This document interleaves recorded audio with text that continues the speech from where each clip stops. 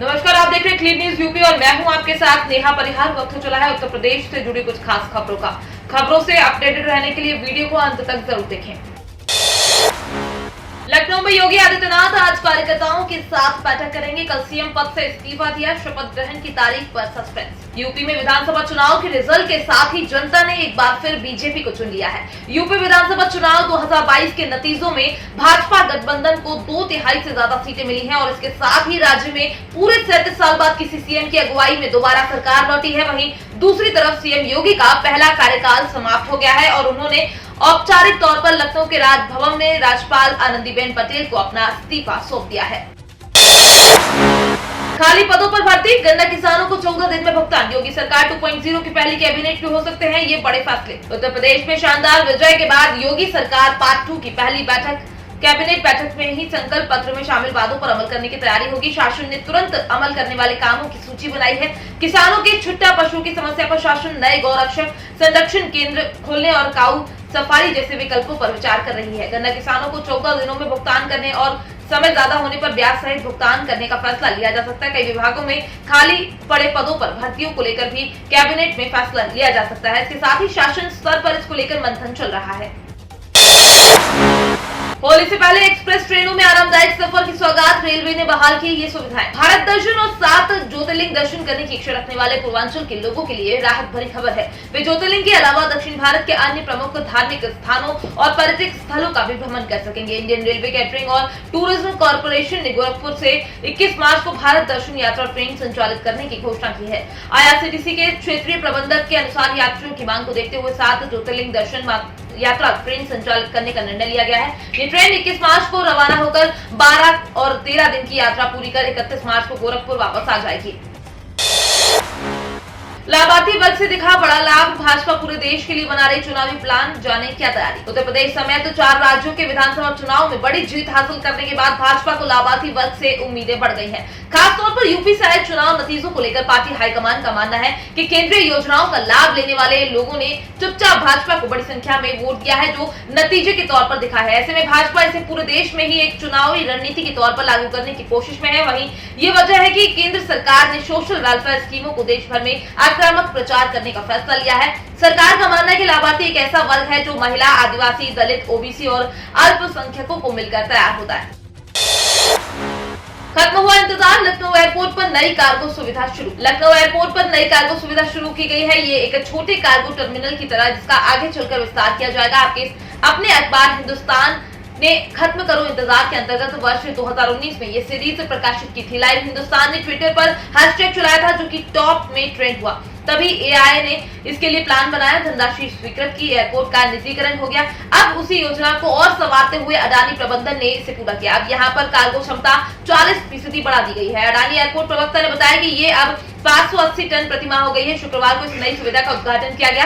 पहले जो 5000 टन सालाना क्षमता थी वो 7000 टन हो गई है। यहाँ चल रही देश की सबसे फ्लॉप ट्रेन, 17 साल बाद शुरू हुई, सफर करते हैं सिर्फ 3 यात्री। देश में ऐसी भी ट्रेन है जो सिर्फ 3 सवारी लेकर सफर करा रही है। जानकर हैरत होगी, लेकिन ये हाल है रानी लक्ष्मीबाई की कर्मभूमि रहे पर्यटक स्थल बिठूर के 17 साल बाद दोबारा शुरू की गई ट्रेन का। इसने यात्रियों की सर्वाधिक कमी का रिकॉर्ड तोड़ दिया है। रेलवे के आंकड़ों के मुताबिक ये ट्रेन देश की सबसे फ्लॉप ट्रेन बन चुकी है। 3 कोच की एक ट्रेन में रोजाना की औसत यात्री संख्या सिर्फ 3 है। सालों तक चली मांग के बाद 2.25 महीने पहले 6 जनवरी को कानपुर सेंट्रल से बिठूर के लिए ट्रेन चलाई गई थी। 3 डब्बों वाली मेमू 24 घंटे के दौरान सेंट्रल से 2 बार बिठूर और इतनी ही बार वापस आती है।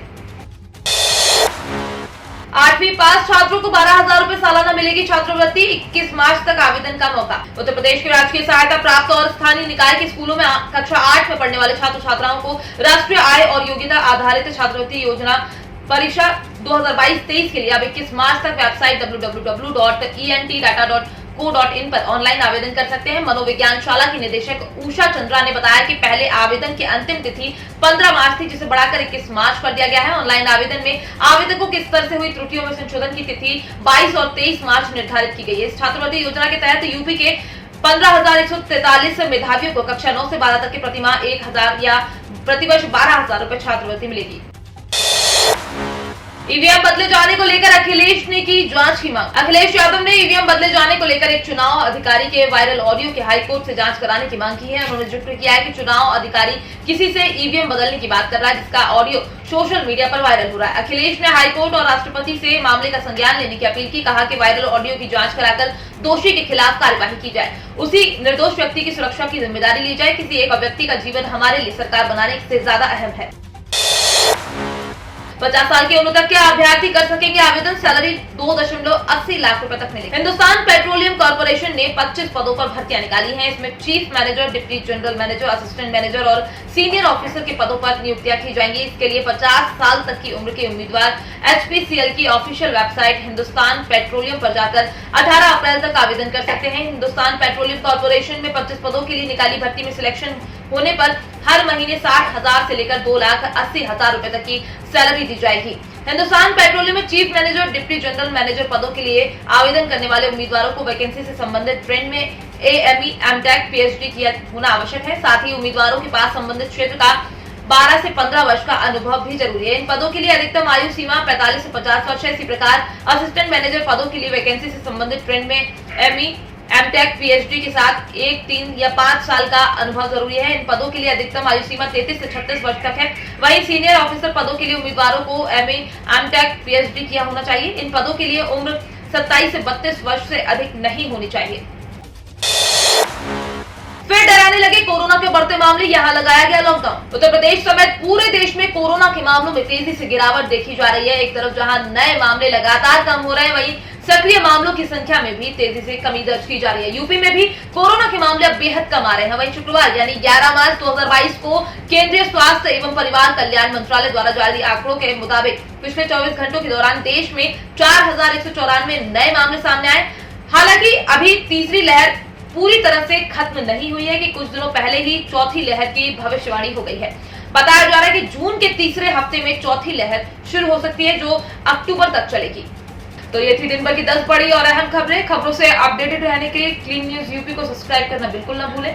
और आप न्यूज कहां से देख रहे हैं कमेंट में जरूर बताएं और वीडियो को लाइक भी करें।